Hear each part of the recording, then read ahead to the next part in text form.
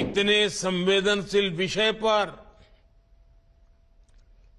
पक्ष विपक्ष में विस्तार से बात होती तो जरूर मणिपुर के लोगों को भी मरहम लगता, क्योंकि उनको मालूम था कि मणिपुर का सच सबसे ज्यादा उनको चुभने वाला है। जनता के बीच जाकर के सच्चाई और उसको बहुत बारीकी से, सच्चाई के हर पहलू से तैयार होकर के लोगों के पास जाना ही जाना है। उनको मणिपुर के नागरिकों की, उनके दुख दर्द की पीड़ा नहीं थी, परवाह भी नहीं थी।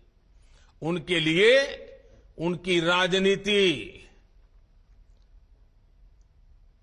देश से बड़ा दल, वो नहीं चाहते थे मणिपुर। और इसलिए क्या किया, इन लोगों ने मणिपुर के लोगों के साथ इतना बड़ा विश्वासघात किया। सत्र प्रारंभ होने से पहले देश के गृह मंत्री, उन्होंने इन राजनीतिक दलों से चिट्ठी लिख करके कहा था कि वो तत्काल मणिपुर की चर्चा करना चाहते हैं और अकेले मणिपुर पर विशद चर्चा होए जरूरी है। इतने संवेदनशील विषय पर पक्ष विपक्ष में विस्तार से बात होती तो जरूर मणिपुर के लोगों को भी मरहम लगता और समस्या के समाधान के लिए नए नए कुछ रास्ते भी निकल आते। लेकिन ये लोग मणिपुर पर चर्चा नहीं चाहते थे, क्योंकि उनको मालूम था कि मणिपुर का सच सबसे ज्यादा उनको चुभने वाला है।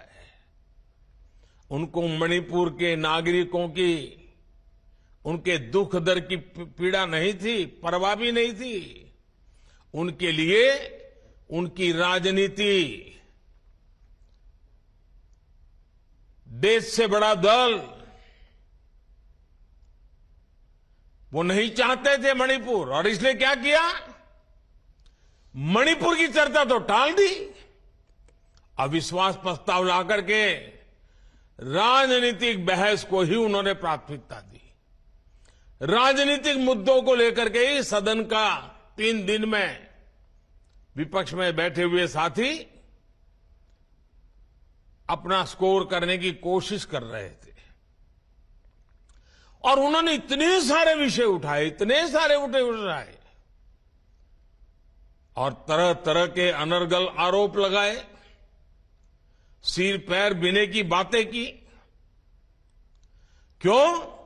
क्योंकि मणिपुर का विषय किनारे हो जाए। साथियों, ये सदन में भले ही व्यवधान डाल लें,